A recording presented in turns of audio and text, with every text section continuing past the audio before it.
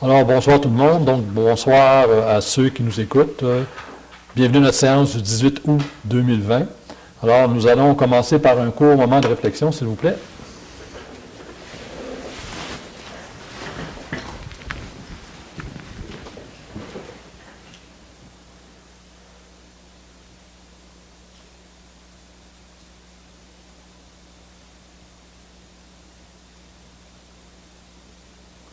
Merci.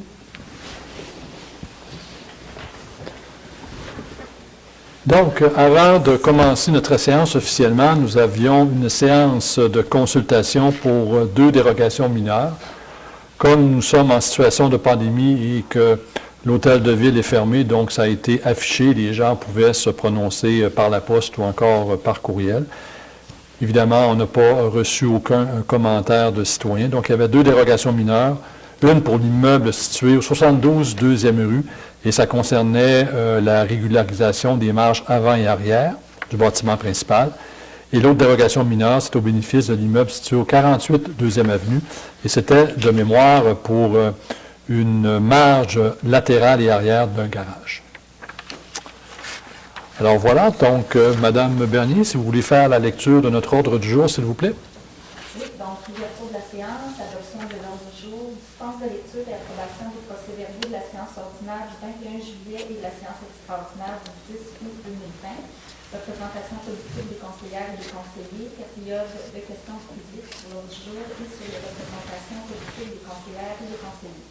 Au niveau du conseil municipal, l'abrogation de la résolution 1903-70, l'autorisation de signature pour une demande de certificat d'autorisation au ministère de l'Environnement et au ministère Forêt Faune Parc dans le cadre du projet de démantèlement et de reconstruction du secteur Est du sentier Campbell. L'acceptation des budgets réalisés de l'Office municipal d'habitation de Chibougamau-Chapais, approuvé par la Société d'habitation du Québec.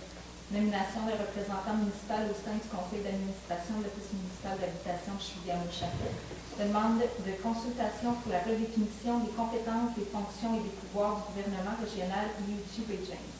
Au niveau de la direction générale et de l'administration, adjudication du contrat pour la réalisation de forage et l'aménagement de puits d'observation de l'ancien site de dépôt de neige usée. Renouvellement du contrat informatique avec InfoConsult.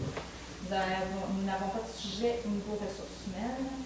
Au niveau de finances et trésorerie, approbation des comptes payés à payer pour le mois de juillet 2020, autorisation de paiement à SNC Lavalin Stagibel dans le cadre de la réalisation d'une étude de pré-faisabilité pour le projet de construction d'une usine d'épuration des eaux usées. L'approbation des états financiers 2019 de l'Office municipal d'habitation de Chibougamau-Chapais, approuvé par la Société d'habitation du Québec et versement de la contribution financière de la Ville.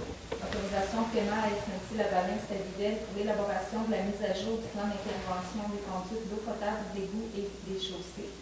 Au niveau du greffe, l'adoption du règlement 20512 ayant pour objet le contrôle des animaux sur le territoire de la ville de Chapelle. Au niveau de l'urbanisme et de l'environnement, l'autorisation pour la vente d'un terrain maison mobile à Mme Anne Cramont. Une entente de collaboration avec le CR3S de James pour la démarche d'évaluation d'impact sur la santé.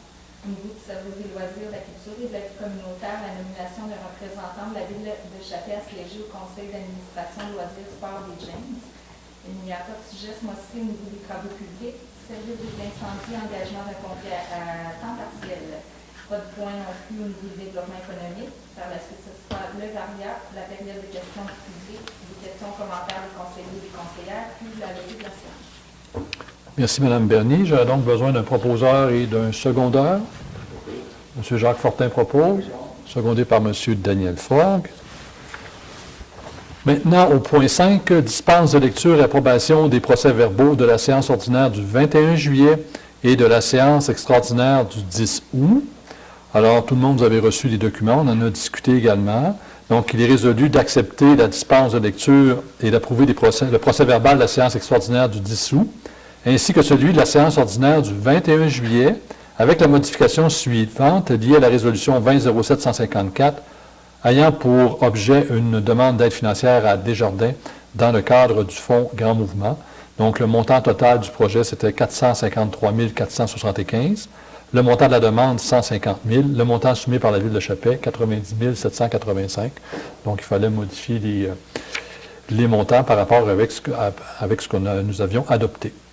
Alors, j'aurais besoin d'un proposeur de secondaire pour adopter ces deux procès-verbaux.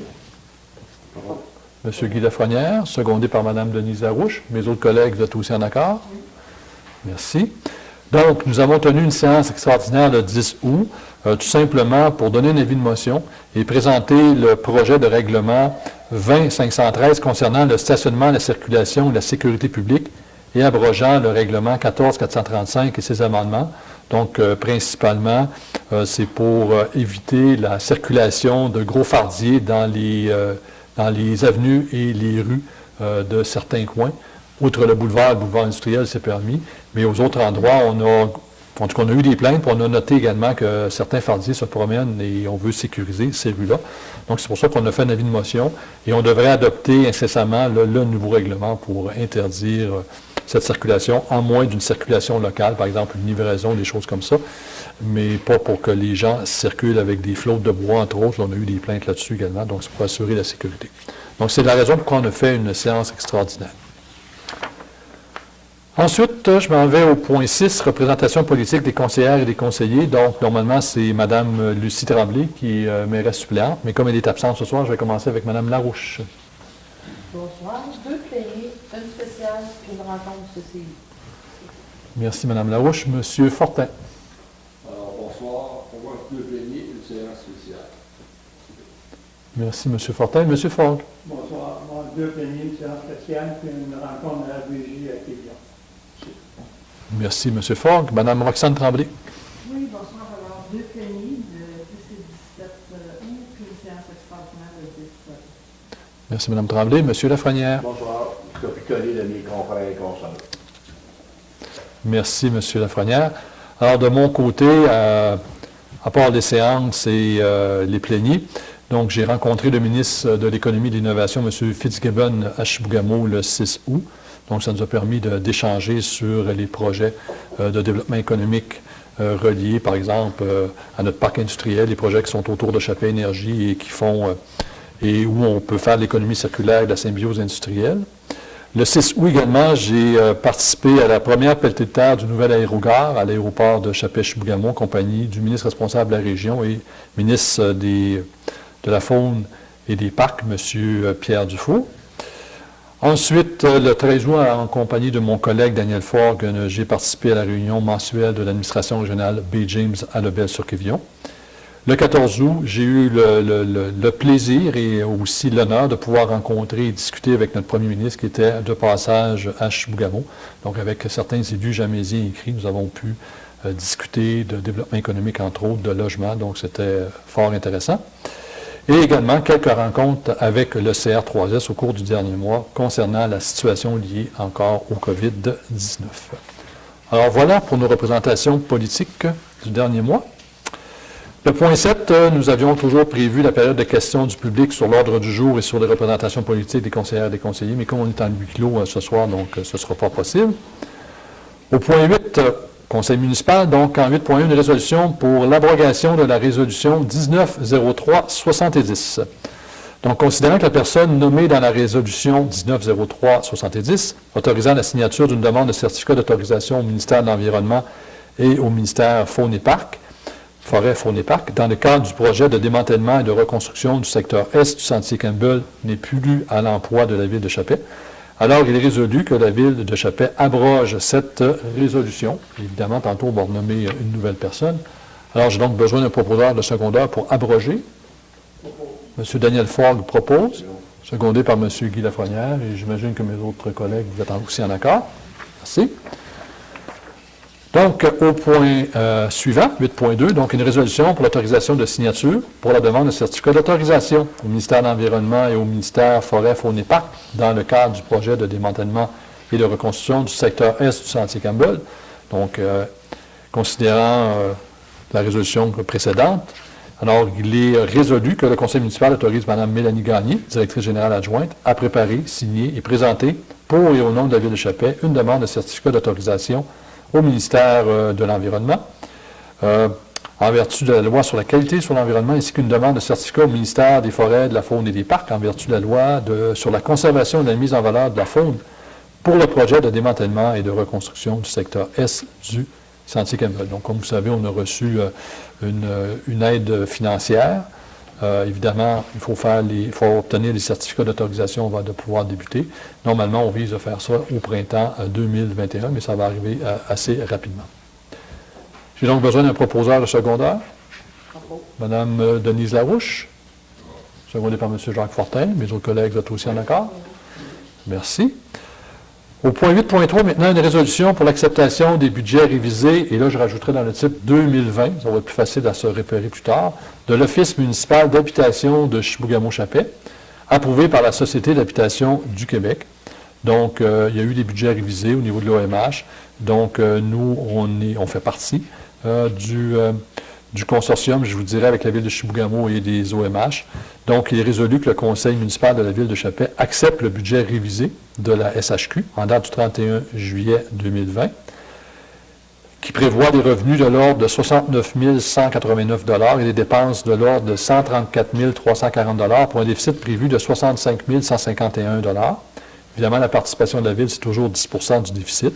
Donc, la participation financière de la Ville passera donc de 5 820 à 6 515 et que les frais relatifs à la présente soient puisés à même le fonds d'administration avec le poste budgétaire que vous voyez, le 02 520 00 959.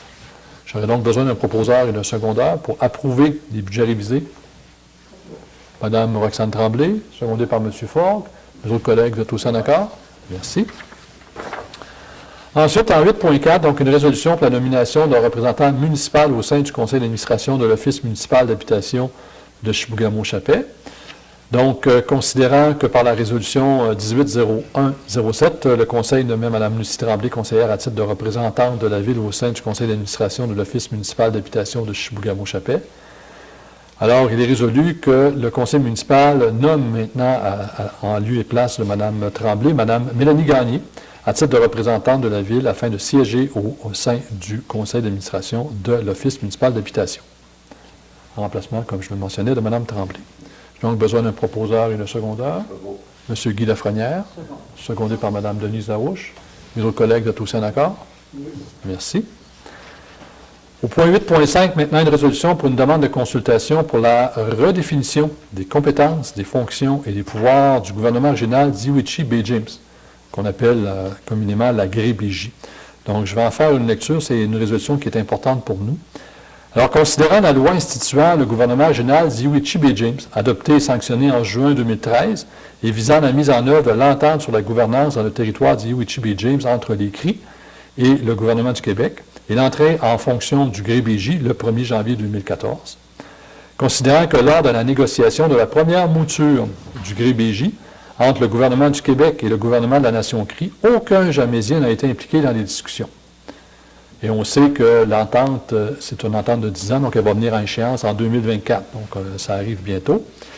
Considérant que les négociations portant sur le GREBJ 2.0, donc la nouvelle mouture, seraient en cours ou sur le point de débuter, considérant que l'importance de la participation des Jamaisiens, notamment d'un représentant des Chapésiens, est primordiale dans un contexte d'acceptabilité sociale, considérant l'importance des enjeux locaux et régionaux par rapport à l'existence du GREBJ pour l'ensemble des communautés CRI et jamaisiennes, considérant que la Ville de Chapais désire être impliquée dans cette démarche et avoir l'occasion de formuler ces enjeux locaux et régionaux liés au GREBJ, il est donc résolu que la Ville de Chapais demande formellement au gouvernement du Québec d'être impliqué et consulté dans le cadre des démarches visant la mise en place du gouvernement régional Iwichi Bay James, la version 2.0, que les communautés jamaisiennes, partie prenante du développement régional, le soient également, et que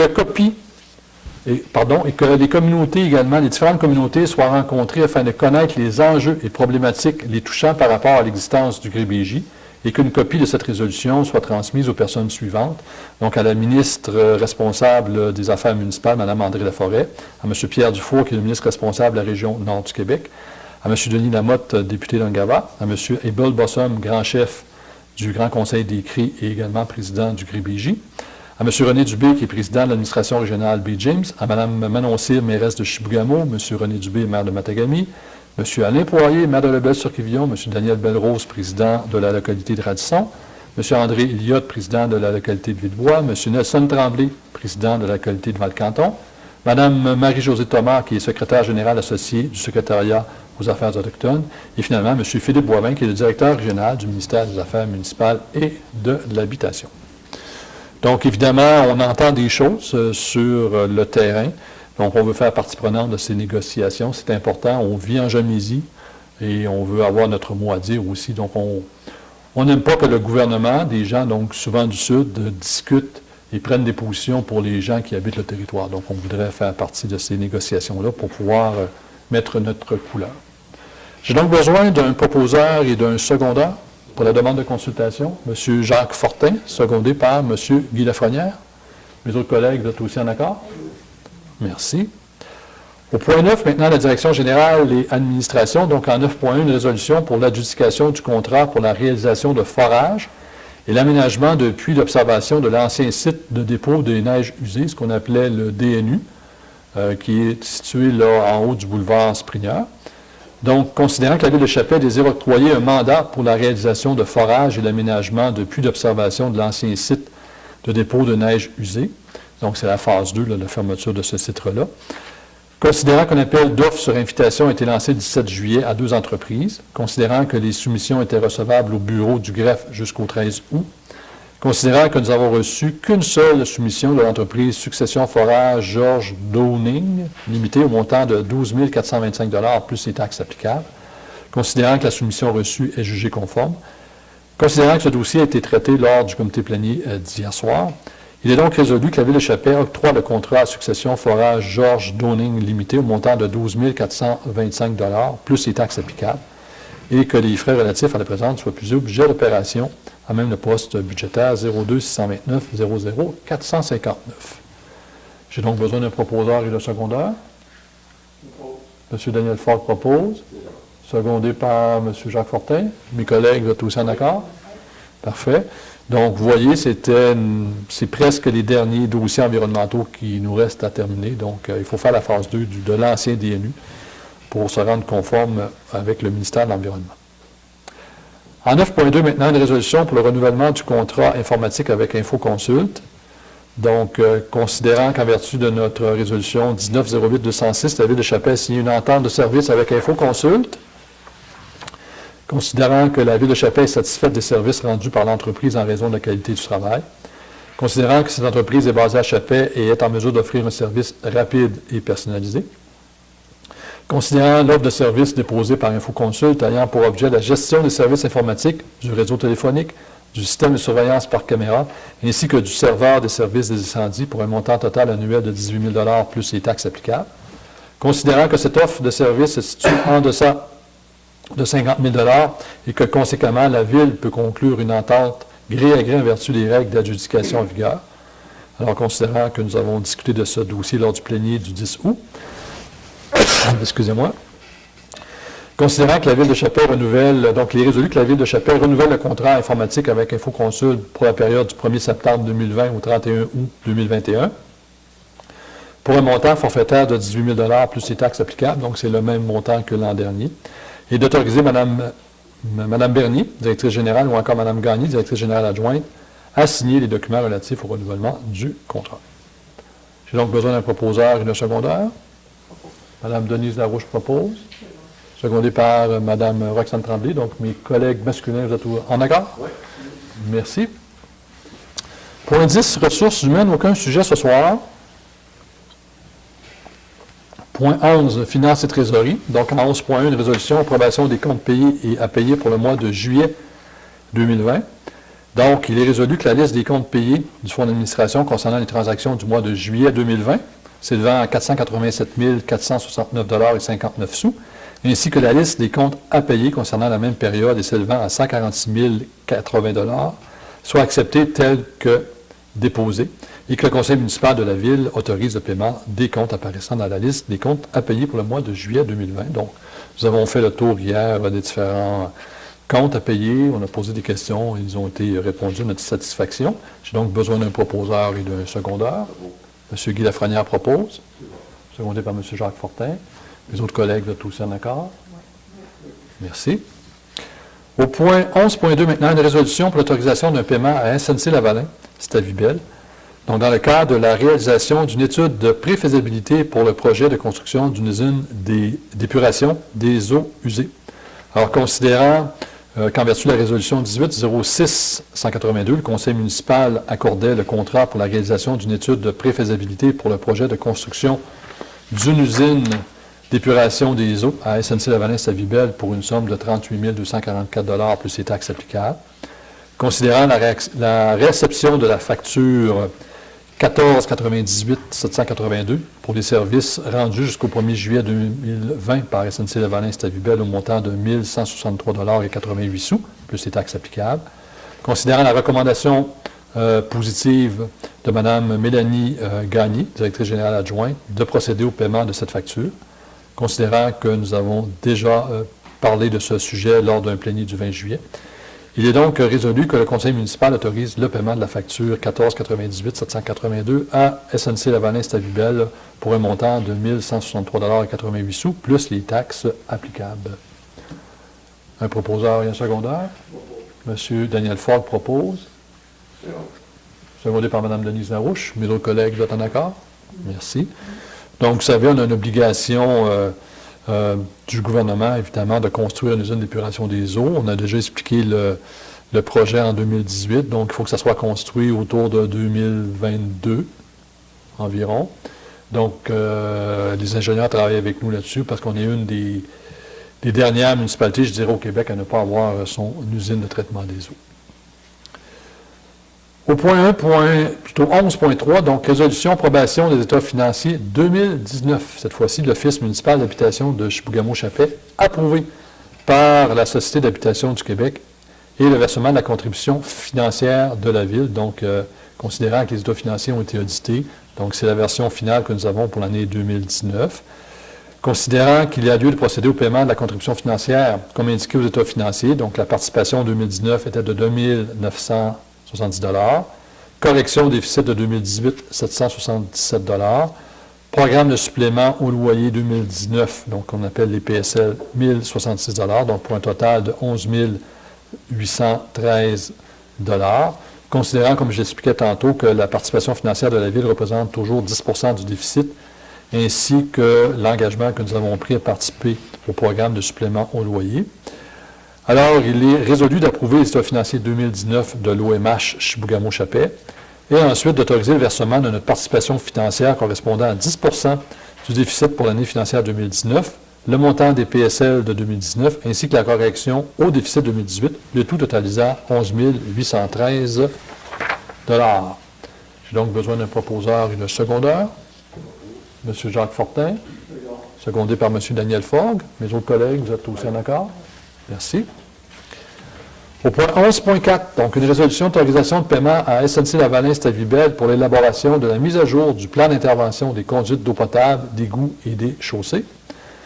Donc, évidemment, pour pouvoir avancer avec le ministère, il faut toujours avoir un plan directeur à jour. Donc, on travaille là-dessus. Donc, en vertu de notre résolution 19-08-195, le Conseil accordait le contrat pour l'élaboration de la mise à jour du plan d'intervention des conduites d'eau potable, des égouts et des chaussées à SNC-Lavalin-Stavibel pour une somme de 260 273 $ plus les taxes applicables.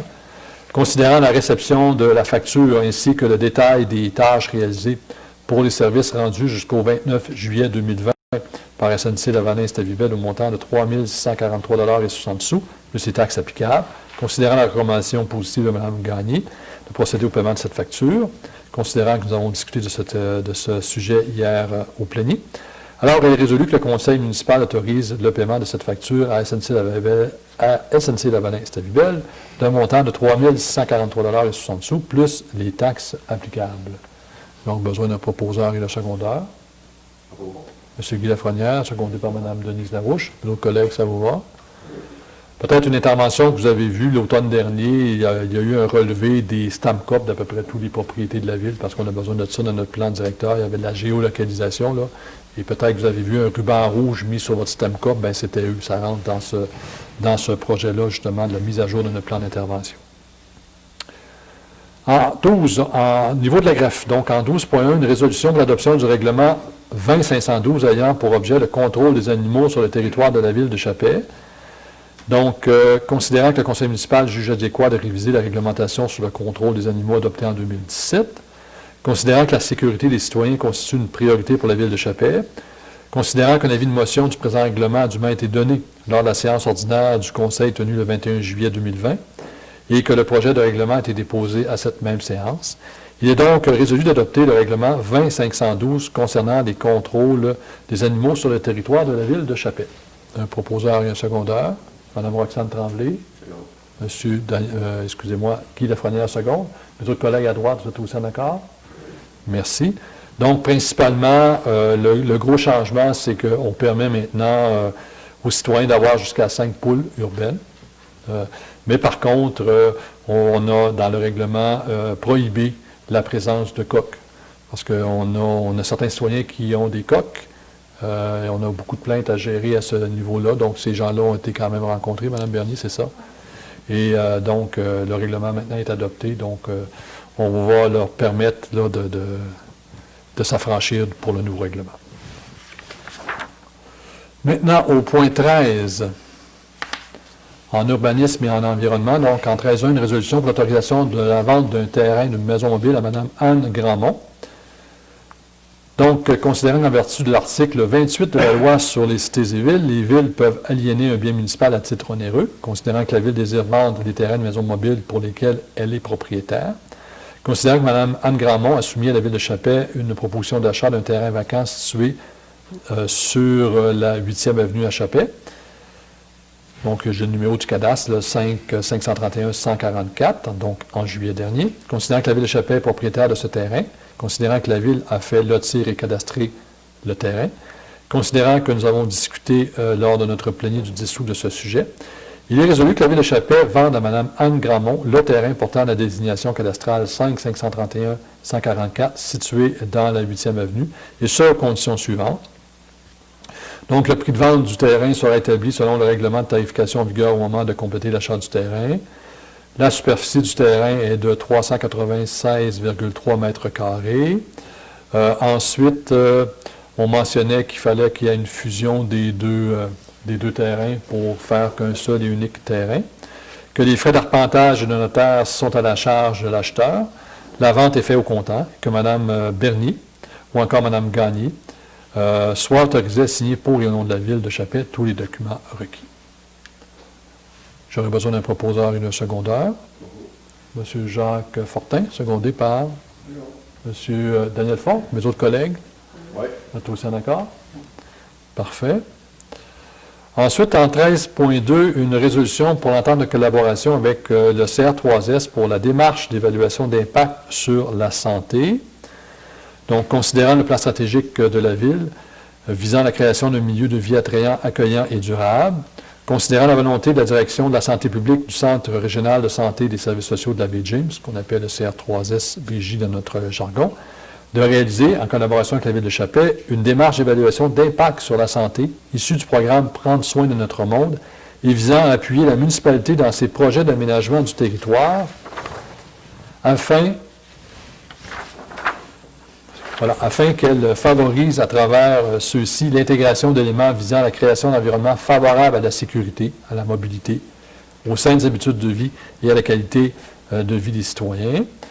Alors, considérant également l'octroi d'un financement du CR3S visant à mandater une ressource pour accompagner la ville de Chappais dans cette démarche, considérant que nous avons discuté de ce dossier hier soir, il est donc résolu que la ville de Chappais participe à la réalisation d'une étude d'impact sur la santé dans le cadre de la réalisation de projets d'aménagement du territoire en collaboration avec le Centre régional de santé et des services sociaux de la baie James, d'autoriser Mme Bernier à signer pour et au nom de la ville une entente de collaboration avec la direction de la santé publique du CR3S ainsi que les documents relatifs à la présente. Un proposeur et un secondeur. Mme Roxane Tremblay, secondée par Mme Denise Larouche, c'est ça? Bon, messieurs les conseillers, vous êtes aussi en accord? Merci. Au point 14, service des loisirs, de la culture et de la vie communautaire, donc en 14.1, une résolution pour la nomination d'un représentant de la ville de Chappais pour siéger au conseil d'administration de loisirs sport baie James. Donc, considérant qu'il y a lieu de nommer une personne de la ville au sein du CA de loisirs sport baie James. Considérant que nous avons discuté de ce sujet hier soir, donc il est résolu que le conseil municipal nomme Mme Sylvie Bédard, directrice des loisirs, de la culture et de la vie communautaire, à titre de représentante de la ville de Chappais au sein du conseil d'administration de Loisirs Sport Bay James. J'ai donc besoin d'un proposeur à ce niveau-là. Il y a le secondaire. Mme Roxane Tremblay propose, secondé par M. Daniel Fogg. Mes autres collègues, vous êtes aussi en accord? Merci. Point 15, travaux publics, aucun sujet ce soir. Point 16, services de sécurité incendie. Résolution, engagement d'un pompier à temps partiel. J'aime ces résolutions quand on engage des pompiers à temps partiel. C'est précieux pour une municipalité d'avoir des gens là, qui s'investissent. Donc, considérant qu'il y a lieu de procéder régulièrement à l'embauche de pompiers à temps partiel afin de maintenir des effectifs suffisants pour exercer des interventions efficaces en matière de sécurité contre les incendies. Considérant qu'un candidat a été retenu et possède des qualifications pour occuper ce poste. Considérant la recommandation du chef du service de sécurité incendie, M. Patrice Devin. Alors, considérant que nous avons discuté de ce sujet hier soir, il est donc résolu que la Ville de Chappais autorise l'embauche de M. Michel Lavigne à titre de pompier à temps partiel au service de sécurité incendie de la municipalité. J'ai donc besoin d'un proposeur de secondaire pour engager M. Lavigne. M. Guy Lafrenière propose, secondé par M. Jacques Fortin. Mes autres collègues, vous êtes aussi en accord? Merci. Développement économique, nous n'avons aucun sujet ce soir, à part que, comme tout le monde, on regarde du côté de Nexodia, on regarde du côté des serres, on voit ça se développer, donc ça s'en vient. Point 18, Varia, aucun sujet ce soir. Point 19, période de questions du public. Madame Bernier, est-ce qu'on a reçu des questions du public? Parfait. Moi, je n'en ai pas reçu. Est-ce que les membres du conseil, vous avez reçu des questions? Parfait. Donc, on évite les citoyens à le faire là, quand ne vous gênez pas. Soyons donc rendus au point 20, questions, commentaires des conseillers et des conseillères. Je vais commencer encore par Mme Larouche, en absence de Mme Tremblay. Mme Larouche. Alors, je vais souhaiter une belle rentrée scolaire aux enseignants et aux étudiants et un bon mois. Merci, Mme Larouche. M. Fortin. Alors, moi, j'aimerais vous appeler à la prudence dans le parc industriel. Il y a un nouveau chemin qui s'est débouché, là, pas tout à fait légal, là, mais il reste que les camions qui circulent, puis faire attention. Disons que la signalisation n'est pas vraiment adéquate. Alors, j'invite la population à la prudence dans le coin. Méfiez-vous. Merci. Merci, M. Fortin. M. Fogg. Bonsoir. Moi, je vois des masques de papier traînés un peu partout. Le monde, s'il vous plaît, on va dire vos masques, amenez à la maison. Où? Sortez le bureau de poste, l'épicerie, tout ça à terre. Ou mettez-les dans une poubelle. Tout ça. Merci, M. Fogg. Alors, ça va? Mme Roxane Tremblay, maintenant. Oui, alors, comme Mme Larouche, je vais souhaiter une bonne rentrée scolaire aux étudiants. Puis les gens qui n'ont pas encore pris leurs vacances, parce qu'on est encore au mois d'août. Il y a des gens qui tombent en vacances ou qui sont présentement à leurs bonnes vacances, bonne fin d'été. L'été fini le 21 septembre. 20-21 septembre, là, dépendamment. Merci, Mme Tremblay. M. Lafrenière. Ben, moi, on va vous souhaiter un bon prochain mois. Soyez prudents sur la route, partout. On se revoit dans un mois. Merci, M. Lafrenière. De mon côté, je veux également me joindre à l'ensemble de mes collègues, dont Mme Larouche, pour vous souhaiter une bonne rentrée scolaire. Évidemment, les corridors scolaires sont là, donc quand nos petits poux vont être dans les rues, on vous demande d'être prudent, de faire attention. Vous savez qu'il y a un passage piétonnier entre ici, la 4e avenue et le boulevard. La priorité est aux piétons. S'il y a quelqu'un qui s'engage, l'automobiliste ou le véhicule doit s'immobiliser. Sinon, vous pouvez avoir une contravention, que ça peut aller entre 100 et 200 $. Donc, c'est pas pour la contravention, c'est surtout pour la sécurité des utilisateurs. Vous savez, on n'en a pas mis sur la 3e avenue, en haut de Télébec, parce qu'on ne voulait pas qu'une vanne arrive, soit obligée de freiner s'il y avait des jeunes. Alors, on espère, puis on incite les parents justement à expliquer à leurs enfants qu'il faut traverser vraiment la 4e avenue, c'est plus sécuritaire. Il y a eu des panneaux d'installer, il y a eu des bollards aussi d'installer. Donc, il faut les faire traverser là. Mais les véhicules aussi, bien, c'est important aussi de les respecter et d'arrêter de les laisser passer. La même chose aussi au bureau de poste et à Tabagie RC. Il y a aussi une traverse. Et je vois régulièrement des gens arrêtés pour laisser passer les citoyens, ce qu'on ne voyait pas avant. Donc, je félicite les gens qui le font. Donc, c'est bravo. Je pense que c'est une preuve de civisme. De mon côté, je vais vous inviter à notre prochaine séance mardi le 15 septembre.